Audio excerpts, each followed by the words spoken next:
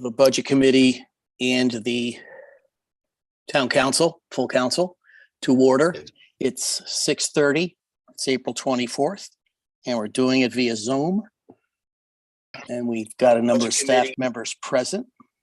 Thank you for that. We can get along without staff, but we get along better with them. And we get along with all staff. So that's three ways of saying it, right? Okay. Don't have to go to graduate school now. So with that, I thought I had my agenda up. I do not see it. So I'm presuming the first item of business is to turn this over to our esteemed budget chair, Mr. Borowy, who I will reserve thank yous for on Wednesday night, but thank you nonetheless. All right. Thank you, Mr. Chairman. Do you wish to call the roll and then do the pledge? That would be appropriate. See what happens when I don't have an agenda in front of me? Yeah, you want to call the roll, Noel and or Arnett? Yeah. Tim Slocum, Here. Don Walsh, Here. David Borowy, Present. David Belber, Here. Jim Jinks, Here. Sandy Pavano, Here. Sylvia Nichols, Here. Peter Talbot, Here. John Mylone. Here. Everyone is present. works here, that's all. Thank you. We have a quorum. Let's rise for the pledge. I pledge allegiance to the flag of the United States of America and to the republic for which it stands, one nation, under God, indivisible, with liberty and justice for all. Okay. Now back to my original. Mr. Budget Chair, the meeting is yours. Thank you, Mayor Slocum. We have some items to get updated on from last Thursday's general outline of a budget agreement. There were a couple of outstanding items, and we just review those. One is we've gotten an updated number on the cost of doing our audit. And this just came in, and it's about $5,300 to the school department and about $5,300 to the general town government. So to expedite things so that we can have a discussion point, I asked the town manager to add that in. So when we look at the changes, you'll see that. The town manager and Jim Jascott also updated the mill rate sensitive revenues.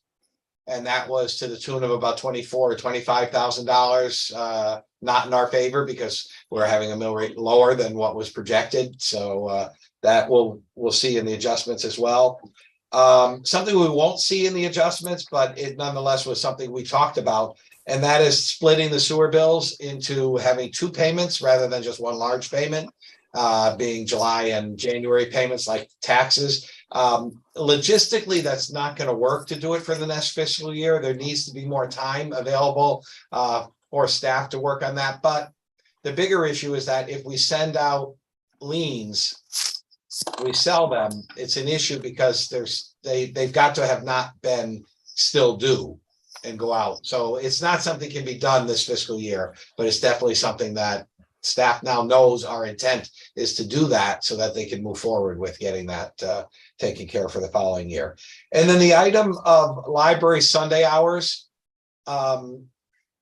management we requested that, we put in the money for that last Thursday, but it's not so likely that we could get a commitment without this quickly. They just weren't able to turn things around in a week's time, or actually 4 days time, to be able to get a commitment that we have enough staff and the right staff in place that would be able to do the Sundays. So it's probably best if we leave this out. And then we were talking about November through March anyway, and let staff work into the fiscal year to see whether that's possible. And if it is, they can come back to us and say, oh yeah, we were able to make it work sooner than we thought. But it's something that we just can't mandate get done and expect that all the right people will be in the right places and have the right availabilities to work. So we won't know now while we're adopting the budget whether that's something that's actually going to happen or not. So we could leave that out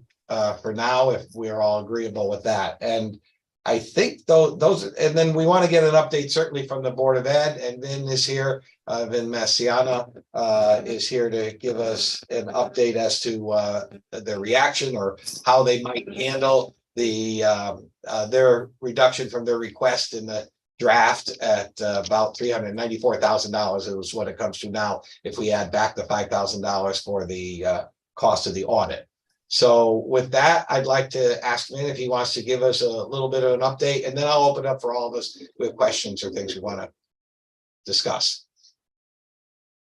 Okay, hi, good evening, everyone. Hi, David, thank you. Just a couple of quick things to start, and then I can add more information as we go along. But I know one of the questions that was asked had to do with whether or not one of the proposed legislative changes, which came out of House Bill 5003, would have prevented us from paying tuition for our students who go to magnet schools or the regional VOAG or VOTEC schools. But that bill did not make it into appropriations, and that would have saved us $125,000. So that is off the table. The other thing that I will touch on is that I know that after the council meeting last week, we chatted a little bit in the hall with Sean Kimball and David Bari and a couple of others about what the impact would be of a reduction in the neighborhood of $400,000 was the amount I think that we were discussing. And so I guess there's two pieces to this. One, we have 4 teacher retirements in hand. We expect 6 to 7 at this point in time, and that would take about $200,000 off our budget. So half of the $400,000 would come from the teacher retirements that we either have in hand or expect to have by the end of the year. So that leaves about $200,000. The budget was really cut kind of thin when the board made its $500,000 reduction. So I think the impact of an additional $200,000 would be that we will consolidate some open positions that we have, specifically on the paraeducators, and we would have to take some of our accounts negative. I mean, the thing that we always have to do when there's a budget reduction is, we look to minimize the impact on student education first. We typically will start with reducing some of our maintenance lines, which is not a great thing, but that's the decisions that will have to be made ultimately by the superintendent, Jeff Solon, and the Board of Ed. So that's kind of the plan. If the reduction is $400,000, half is easy and half will be a little bit more difficult. The other thing that while I have the floor, I may as well mention. The pressure that we have for next year really has to do with enrollment. When we prepared the budget, the net enrollment increase was expected to be 41 students, with an enrollment increase in the elementary primarily, some in the middle school, and a reduction in the high school. And we prepared our budget and our enrollment based on the October student count. We got the March student count updated, and the number of students from October to March increased by 67. And as a result of that, the projection for next year increased by an additional 51 students. So we have more students that we will have to educate next year than this budget was originally based on. It's it's a net of about 51 students that's spread out over 12 grades. It's not going to happen in one school or one grade, so I think we'll be able to absorb it into the budget with the 4 increased elementary teachers. But until we get to the beginning of the school year, we won't know that definitively. Again, it's a pressure point. I think the council, is aware of that. So that will be the trick for next year with the budget. And that concludes my remarks. All right. Thank you, Vin. We appreciate that update. Sean, do you have any other updates that you want to talk about? Only again, happy to answer your questions on any of the items that you introduced as an overview at the beginning, and then probably visually when you're ready, I'll just share the screen that we're all looking at on Thursday. May I just ask if I may, just for sort of a summary of the tentative actions we took last week, because our last meeting, because I think that might inform us as we go along. Now, I think we had in the budget $300,000 in the budget for bulky waste. We moved that to ARP funds, which had the Well, effect. no, it's still in the budget, but it got reduced to $280,000, and we're adding in additional revenue into the budget of the 280 to come from ARP funds. Well, that's the long story. Okay, but it's essentially sort of what we did. Basically, I guess that's how it's being funded with that, Correct. with that funding. Okay, so, and we also reduced that number to 270. 280 from 300. 280. So that gave us another $20,000, so to speak. Right. Okay. And if in fact we don't add, which I believe we did tentatively add the $30,000 for the library, Correct. Right. okay, we gain a total of 50,000 in savings. Well, I'd be careful with there are kind of two different actions happening with those two items. So the bulky waste at 280,000, as you said, it's a reduction of $20,000. Right. But what we did on Thursday night was, instead of the initial, I guess, chairman's draft proposal of using fund equity to the tune of $700,000, Mhm. we reduced that by the in-kind amount of 280, effectively Oh, reducing okay. the reliance because of the ARPA. So you can't, it's not really an additional No, savings. it's not an less additional fund equity savings. that we use. Because 280 from 700 that's this 420 you see right here. Right. Okay, there's your 700,000 total. Okay, so the Right. bottom line, there's no found money Right, yeah, the only. except right. for the 20. Yeah, Well, we knew that last Thursday too, so that's Yeah. all factored in. Right. How we got to the reduction of about 1 mil. One from the full request- mil, one right. full mil from the requested increase. right. Okay. Now, the only reason I raised that issue was because I also thought I recalled in the conversations, and there were quite a few in the room. That's why I'm Mhm. playing stupid. I thought that there was consideration for perhaps reassigning that 20,000 to the Board of Ed's cut of 400,000 to make it a $380,000 cut. Now, I don't know if that's reasonable or unreasonable. I don't know if it fits and changes anything. I'd like you guys to tell me. I don't even know if there's support for it.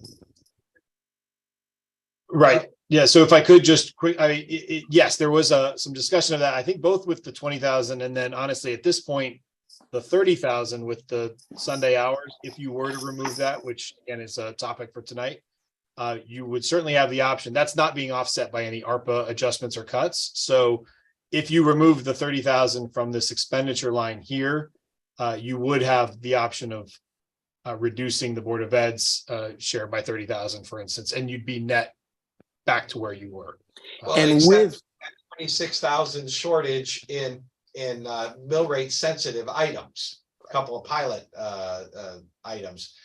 And that actually almost is a wash. If we don't cover that shortage for the mill rate sensitive items using the reduction of Sunday hour money, then Sean is going to take it out of his medical benefits, because he's got 7 months in there on the general town government side. So he was just going to take it from that. But if we go to the mill rate calculator, it still would leave everything at the 35.09. Is that correct? If you did all of those if you cut the 30,000 and then offset it either with the medical benefits, as we said, or not doing that and then letting it lapse and having the adjustment, reflected elsewhere. Again, yes, it all would come back to 3509. We're going kind of plus and minus around 3509. And I didn't mean to add any confusion or any excitement to this. I just wanted a little bit of clarity on that because, like I said, I learned something new every budget year, and I've had quite a few. So, No, and I just think it's still- helpful. It's definitely, and it's a helpful, I think, kind of overview, because one thing to keep in mind too is a 1/100th of a mil, right? So we only talk about the mill rate in terms of hundreds, right? So we're talking 3509 or 35.10, or if you went the other direction, 35.08, that is worth about $27,000. Right. So everything in between $26,000 and $27,000, 5,000 here, 5,000 there, it can become a rounding issue, or if it's tight enough, it might bump you into another mill rate, even though you only moved 5,000. That's where we ultimately, the precision on this ends up being, there's always a little bit of a pulling number to get the mill rate to be a flat number for Jim's revenue calculations. But yes, conceptually, as you're talking about moving 30,000 up or down, again, you just got to offset it somewhere else in the budget. So does this set some of the table, David, for some conversation, or I didn't mean to cut you off. I just wanted to ask. No, you didn't For cut me those. off at all. I want to hear comment from my 8 colleagues to see what we're thinking. So the changes we outlined, we heard from the Board of Ed, and so let's hear from other council members. I see Mr. Talbot's ready to go. Thank you, That's Mr. Budget Chairman. So because I was the one that proposed the adding the Sunday hours, and we were able to finagle that in there, I would be in favor of taking that out at least until August, when Beth Crowley and Sean have a chance to, and Arnett have a chance to discuss whether that is a possibility. And if they think it is a potential for November, then the council will find the $30,000. But I am in favor of pulling that out of the town side and applying that to the Board of Education to reduce theirs by 30,000 and keeping the mill rate at the 3509. Okay. All right. Thank you, Peter. Sandy? Yes, I agree with Peter. With everything that he just said, I would like to help the Board of Education and then table this until November for the library. Thank you. Okay. Other questions or comments regarding really any aspect of this? We're trying to tie up loose ends. Don, I see your hand next. Thank you, Mr. Chair. Yeah, I just want to reiterate, we'd like to give as much to the Board of Ed as we possibly can, without, changing the mill rate that drastically. And as you said, our schools are very important to us. Obviously, with the new building we're doing, you're showing that. So I don't have an issue with that. I would just like, it's not up to us to tell you what to do with the money that we take out or how you're going to use it. That's all your issue. The one thing that still bothers me a little bit was when I asked the question about the substitutes and that we're paying 35% to the Kelly Services, and I would just say maybe you look into that a little bit further. Just it's up to you guys, but I always have a problem. I work for a company that used Kelly Services, and I used to hate that how much they were paying per hour to Kelly Services on that. But that's up to you guys. I'm not telling you how to use your money then at all. You guys do a great job in doing what you can with the money that we give you, and we appreciate that. And I know you understand where we're coming from as well. These next few years are going to be difficult ones for whatever council is going to be handling the budgets, and we just want to make sure right now that we're lining ourselves up for the future too. So I would support what Peter and Sandy have just said about moving the 30,000 from the Sunday library to the Board of Ed. Okay, thank you. Other comments from council members? Sylvia, I see your hand next, and then David. I have to unmute. I apologize if my comments are interrupted by my dogs. I am very pleased to be part of this group because I think we really worked very hard to maintain as many of the services at status quo, and many of them even improved. I think we provide a good range of services and maintenance and all of those things. We think forward in the projects that we have to improve, like technology and all of that. And I concur with the colleagues that have spoken already. I do think that the Board of Education does have the stress of additional students, and that coupled with the projected enrollments that may come require us to pay attention to that. I appreciate that the Board of Education was pretty lean in presenting the budget to us. I think we've developed a pretty good collaboration back and forth across the street to get these issues solved in a reasonable way. And I absolutely support Peter's initial proposal to take that 30,000 and take it, apply it to the Board of Ed cut. So I thank you all for being thoughtful and collaborative to be able to continue to give our residents what they need. We've been very focused on schools, but we also have those people who want bulky waste, and we want people who have people who want streets and parks and all of that. I think we've done a very good job to offer that. So I follow all your support. Thank you. David?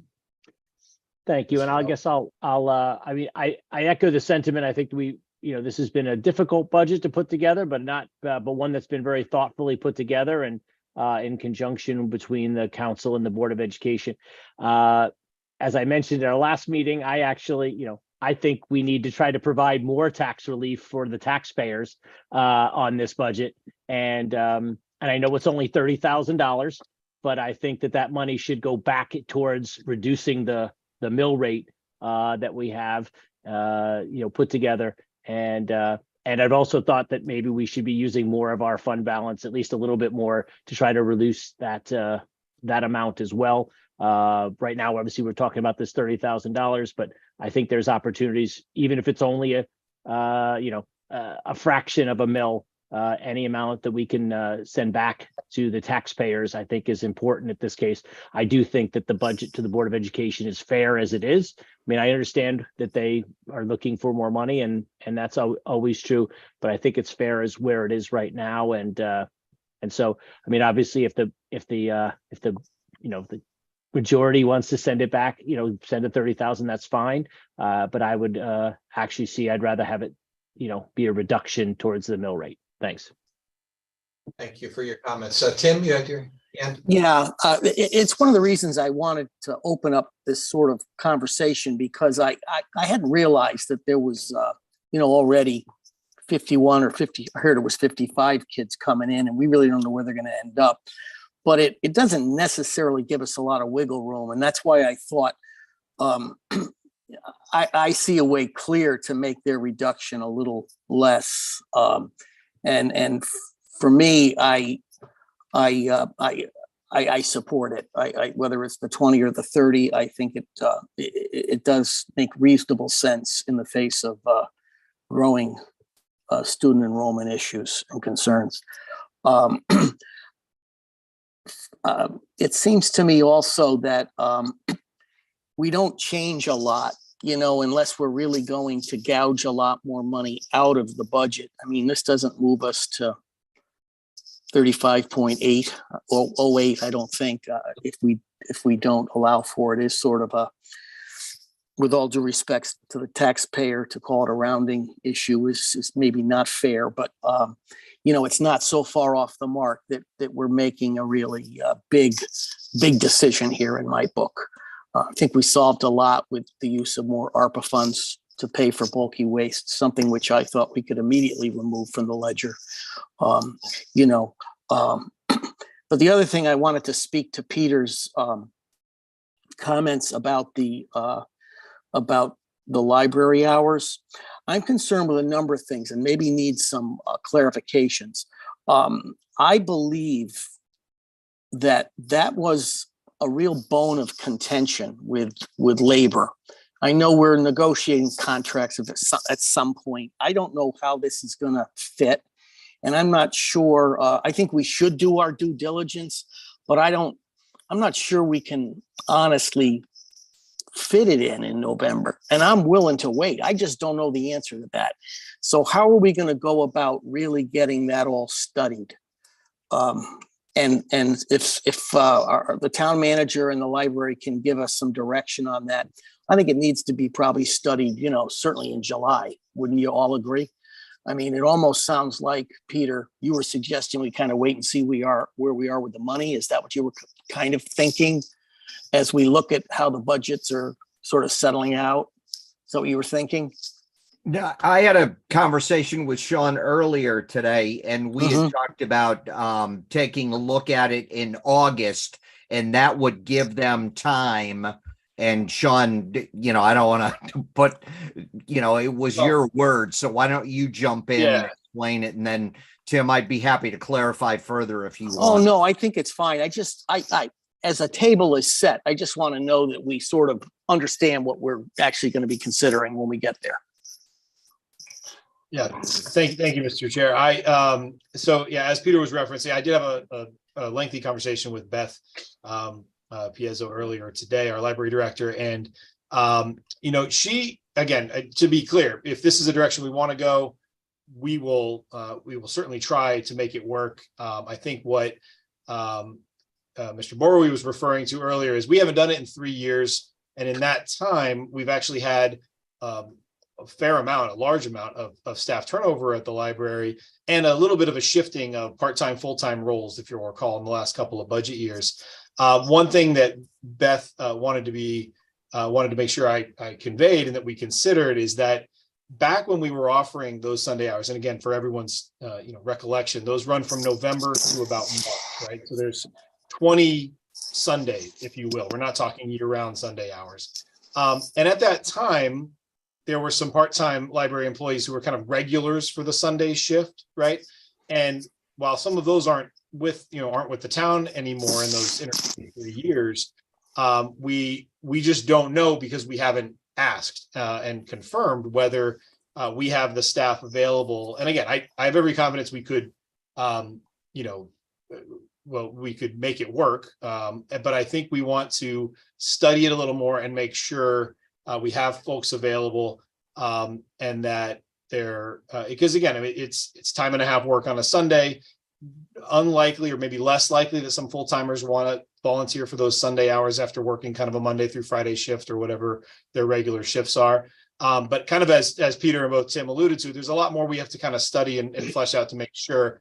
I was offering, when I was talking with Peter earlier, that really by August is when we would have to put the call out to staff and say, what's your availability looking like this winter? And remember, there's also some expenses that we could try to quantify for the council outside of the library budget, right? If we're open on Sundays through the winter, that means the library parking lot needs to be plowed by Public Works on a Sunday when otherwise maybe we don't have to get to it right away during a snowstorm. Sometimes that might mean on that Sunday, sidewalks have to be salted and kind of groomed in order to be safe for patrons on a Sunday in the winter. Those are just some considerations we haven't had to and hadn't had to budget for the last 3 years. So again, ultimately, to be clear, we serve at the pleasure of the council. If the council wants the Sunday hours, we would certainly, put it forward and make it work. We wouldn't want to be in a position where if we didn't have enough staff that we were canceling sort of every other Sunday because we didn't have the availability. So we'd want to make sure we had that commitment. And that's when I was referencing August. We wouldn't know until then. We're happy this year to kind of put out the call this late summer and say, even if we're not doing them this year, would you have been available? And what's our staff, our new staff, how likely is it that they'd be available to work on a Sunday?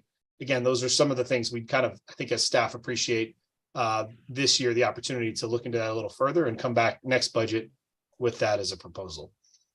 And Tim, just to clarify, that's why I was comfortable with pulling the 30 out of the budget, but still investigating.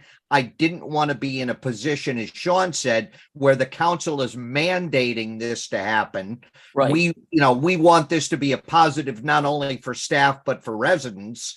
So let's use the time and make a determination in August. But in the meantime, we'll take it out of the budget. And if they think that staff is good to go and everybody's okay, then we'll find the money for it. I appreciate that, Peter, because I think that's really the summary of what the issues may be.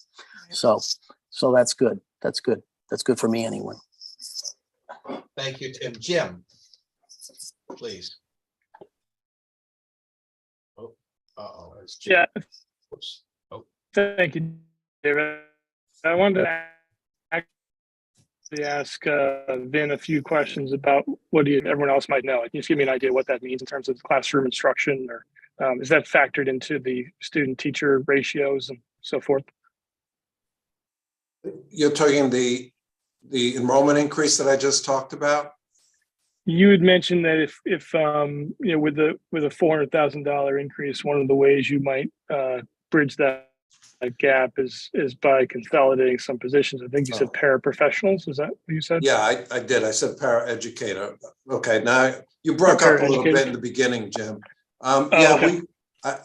I don't envision that we would touch any of the elementary classroom teachers. So, and when we presented the budget, the average elementary class size was 18.8 students.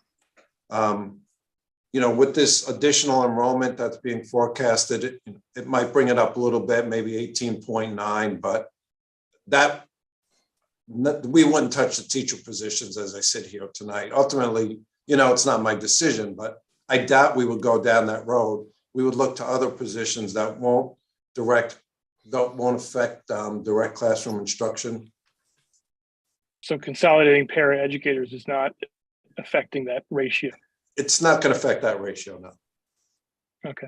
And you mentioned cutting some or reducing some accounts, maintenance. What can you give just a better idea what that means? You know, I mean, we have budgets for, you know, maintenance, repair in our buildings.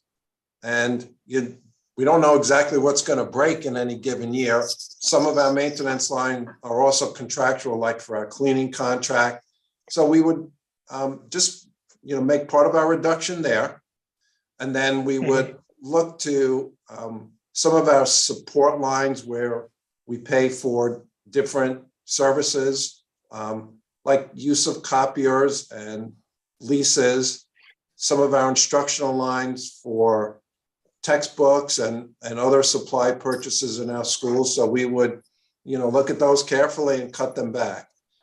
You know, I may have some opportunity on the maintenance utility side because we did budget for, you know, what we expect to be prices that are in line with this year.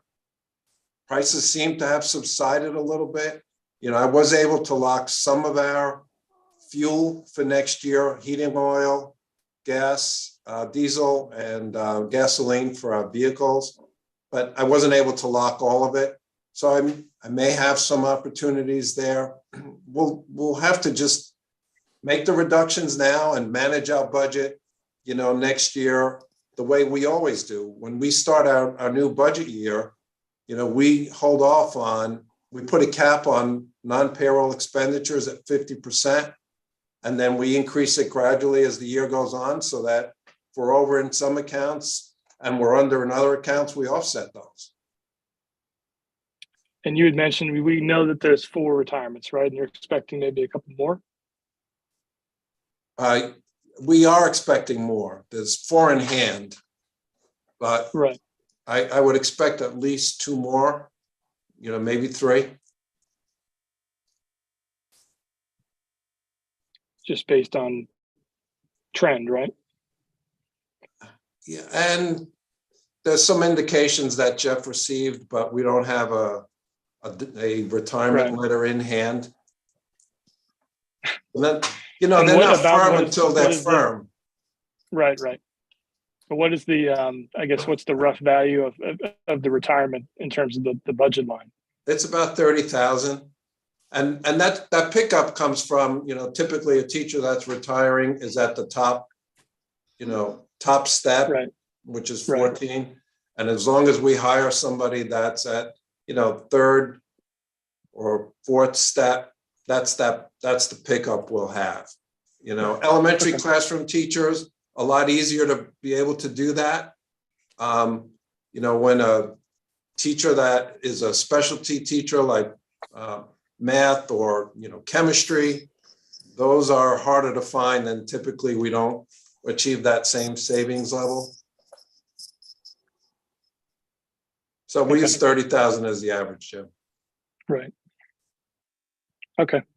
Thanks. I guess what I'm getting at for the council is I just feel like it would be, I would like to see us reduce our cut to the Board of Ed somewhat. I don't know what that number should be, but obviously the Board of Ed is operating as lean as the town side is, and is being as conscientious as the town side is, as we've seen from all the departments. So I don't know, I guess I would advocate for a smaller reduction there, and perhaps we cover that by less of a fund balance, or I guess that's where we come from, but if that's something we can get to, I would be in favor of that. Well, we've gotten it to 370 basically, correct? Yeah, 365 because of the other number. Okay. Is there an appetite to use, well, let me ask this now, because there's two outstanding issues now. There's a request to use more fund balance to lower the mill rate more. I didn't hear more than one person speak in favor of that. And I think we heard from everybody except Mr. Milo, which I'm going to ask him if he's available to speak in a moment. And then the other issue is there an appetite among the council to use more fund balance to give more money to the school board? And I'm not seeing anybody speaking yet, but let's hear what Mr. Mylone has to say if he's available. Sure, I will respond quickly, David. It may be noisy here, but I'm comfortable with the reduction of the 30,000 or the 25, whatever it turns out to be, to the board, but no more than that from my perspective. And I'm comfortable with not touching the fund balance anymore and leaving the mill rate reduction where it is, as long as it doesn't have to get any higher than where we were when we left the last meeting. Okay. I think that's what most of the comments were earlier. So I think that's where we are with our consensus of we've had discussion, we've had alternatives brought to the fore. And it looks as though now, can you show this? Yep, I was just Okay. doing that. Sorry, jumped in. Sorry, we're if you can, I don't know, you can fight. All right, everyone should see these are the expenditure adjustments. So I did just kind of type in these two that are now yellow are the ones that are sort of under discussion. So removing the $30,000 increase that we put in for the Sunday hours of the library is changing that to 0, and then changing the Board of Education. And just a note here why this doesn't say 400,000. I know we kind of touched on it earlier, but Right. It's $5,308 is the increase to cover the auditor fees that David referenced earlier, each to the Board of Ed and to the town. So you see that 5308 here as an increase to the town's budget, and then an assumed decrease, right, to the amount we're cutting, also known as an increase to the Board of Ed's budget. That's why you have this kind of very specific 394,692. So if we add to that the 30,000 that you are proposing to cut, it's now, as David said, about $365,000 would be the new Board of Ed reduction. And that's a net 0, taking 30 from one and applying the 30 there. And that seems to be the consensus that the majority would like to move with. Yep. Am I just reading something just to, nobody else picked up on other items other than individual members? All right, well, with that, Mr. Slocum, I'm gonna ask Mayor Slocum if you talked the other night about the logistics of turning this into a budget committee only so the budget committee could make the recommendation of the council. Is that still your desire? I think it's fine unless you just think it's an interruption of process that isn't necessary. I leave that entirely up to you.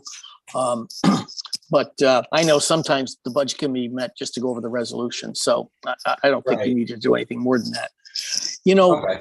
I did have one question, if I may, and it has nothing to do with what we've seemingly settled upon. It had to do with the first item on the agenda that was discussed anyway, and had to do with the two bills for the WPCA, billing.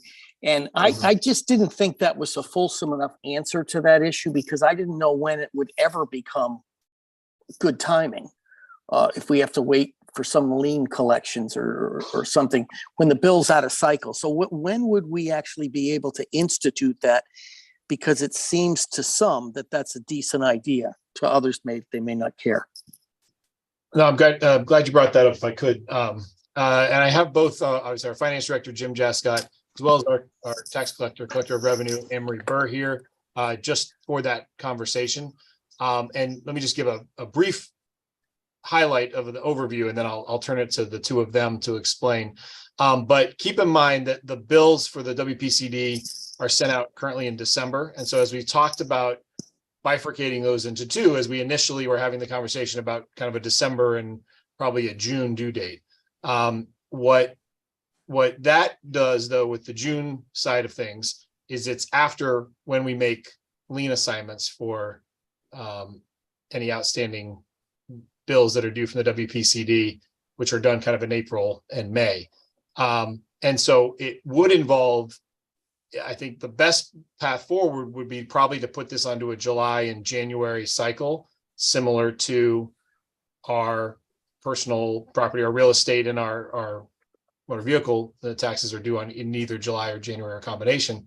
And the first year you do that kind of a change, you'll need an interim bill, right? And I think we just want to make sure we've talked that through and that the council's aware of that potential confusion. So I don't want to steal the whole show here, but if either Jim or maybe Emery, do you want to give kind of an explanation of that and any other considerations the council should have as we kind of have just started talking about this in a little more depth?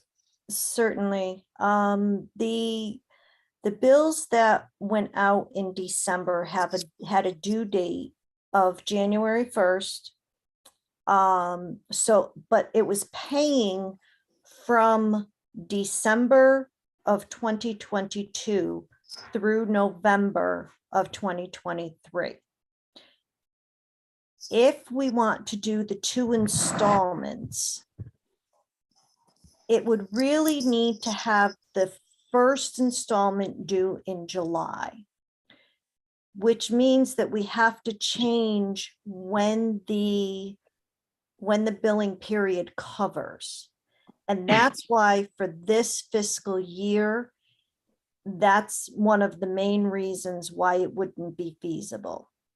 So they've already paid up through November of 2023. So if we're going to do, if we do kind of a short-term billing in January, that's only going to cover for maybe 6 months, get a letter out to them at that point and say it's a shorter billing because we're going to be changing the billing cycle, and it is going to then be, you have the option to pay in July and in January. That still keeps my office on track for placing liens in April and getting an RFP out for a lien assignment, getting the proposals in, and getting the lien assignment revenue in before the end of a fiscal year.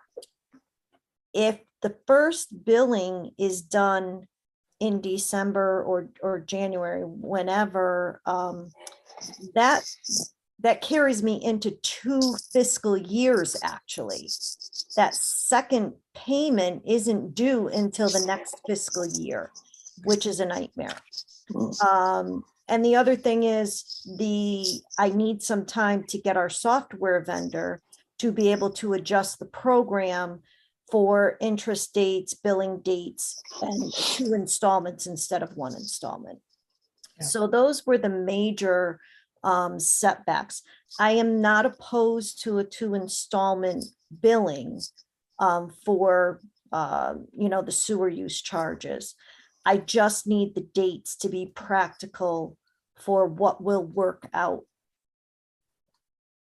So as a mechanical sort of thing, should the council, it's our understanding that the WPCD would like to do this. They think it's a good idea. I think we may concur. I don't really know for sure. But when do you need to have an action so that you have enough time to react and respond and do what you need?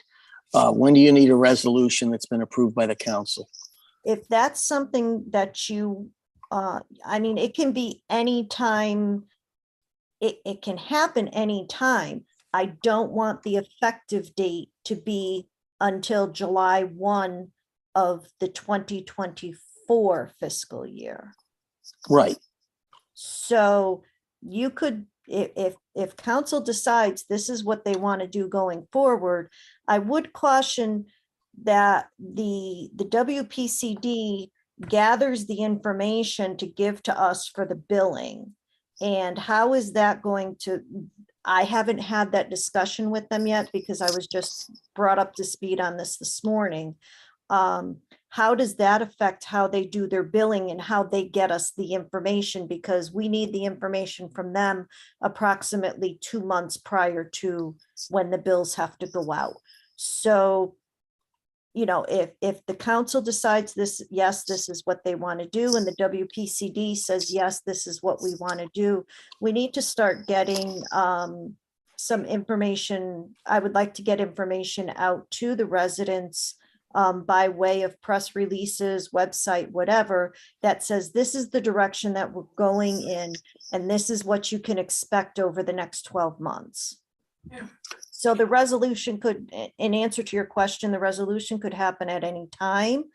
I just don't want it effective until July 1 of 2024. Okay. Well, you obviously have some further information to provide for us. So I'll let that stand as an agenda item for discussion with management, since Sean's obviously going to set some of this in motion relative to the other department heads anyway. So if that seems reasonable to all, I guess that's how we could leave it. Does that seem reasonable? It does. Okay. It does. Okay. I don't know if anyone had any further questions. Okay. Thank you for that interruption, Mr. Bowery. No, that's fine. Then if I understood your answer to my question of whether you would like or need a budget committee recommendation, I thought you said you don't. You just give us the opportunity to review the details over the next couple of days so that the full council is ready with us having quarterback this Yeah, budget. I think that satisfies protocols too. I don't think it's any different than what we've ever done. So that's fine. Okay, very good. Then I hand it back to you. Okay. Well, it looks like we've had a productive meeting. I thank you all for your time. Anne Marie, I thank you for your extra duty tonight as well. It helps us all along the way. So with that, I'll call for a motion to adjourn. So moved. Thank you, Mr. Talbot. Thank you, Ms. Pavano. All those in favor? Aye. Motion carries unanimously. They always do.